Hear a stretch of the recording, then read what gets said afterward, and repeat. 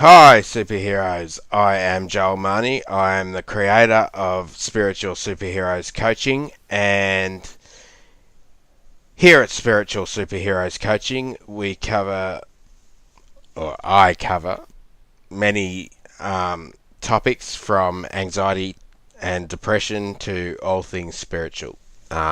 Before we begin, be sure to hit that like button, subscribe to the channel, and hit that notification bell to get the notifications. So let's begin. Um, Today I have been thinking about thoughts. Surprise, surprise. I do think about thoughts a lot while thinking thoughts. Um, so that brings me to my first question.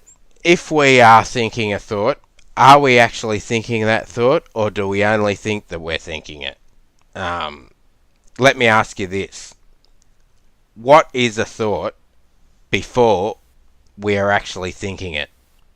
Um, I would say it involves some sort of language that requires imagination.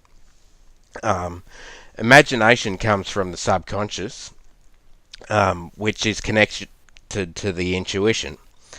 Now, imagination requires mental replications of sensory experiences, and therefore, a thought is actually a sense. Um, to be mindful of our thoughts, we have to first be mindful of our senses. Um, we are sensing what is making us think before we're actually thinking it. Senses are also connected to feelings and emotions. So this is where the mindfulness comes into it.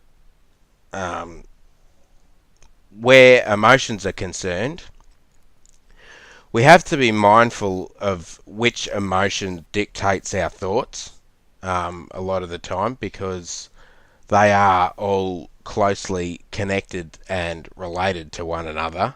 And this is where, mindfulness comes into it. Um, so we have to be mindful that our emotions don't dictate our thoughts, so we don't get tripped up and, in a way, stumble and get ourselves into a depression or an anxiety, because a lot of the time when we are emotionally driven by our emotions, that will then seep into our thought process, and then the negative thoughts and everything else begin. So we need to be mindful of our thoughts that are connected to our feelings and emotions.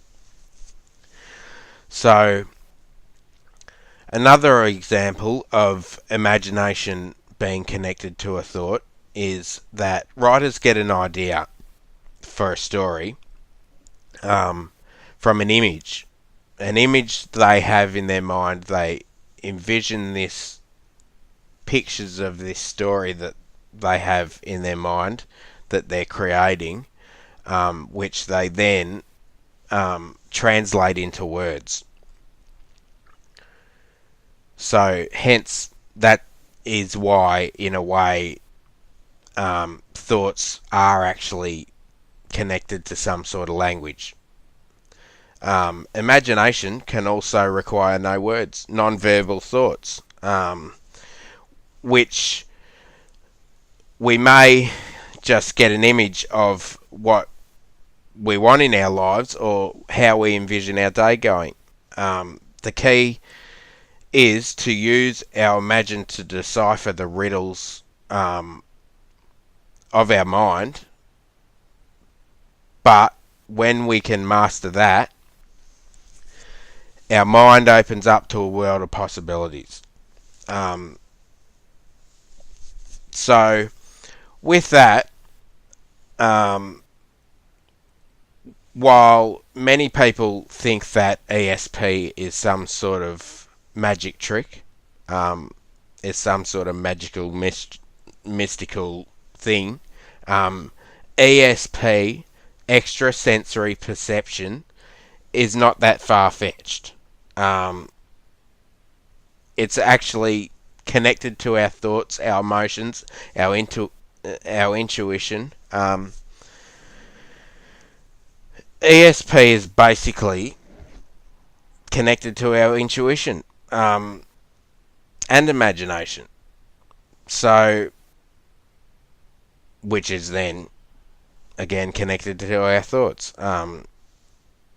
Before a thought is a thought, it is in fact an extrasensory perception, because we are sensing something from an image that we may only subconsciously be looking at.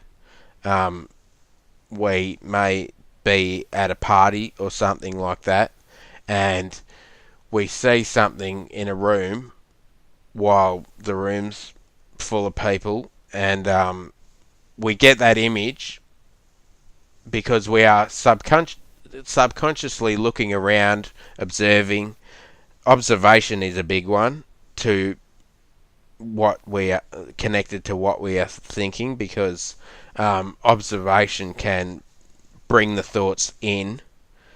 So this is why I am big on observation. I love to observe different things, sometimes abstract, sometimes just little things like a bird in a tree, or a dog walking, or even just looking at a flower. It quite often is the little things that will make us have the biggest profound thoughts. So I'll end by saying a thought ultimately is determined by how we perceive it. And this will then determine how we interpret them. That will then lead us to the outcome of what we are thinking, the epiphany, if you like. The answer to all of our thoughts all depends on how we interpret them. So, positive thoughts, out with the negative, and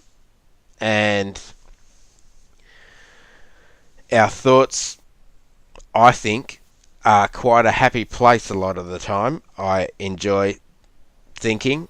It is actually a favourite pastime of mine. Just sitting, reflecting on a day.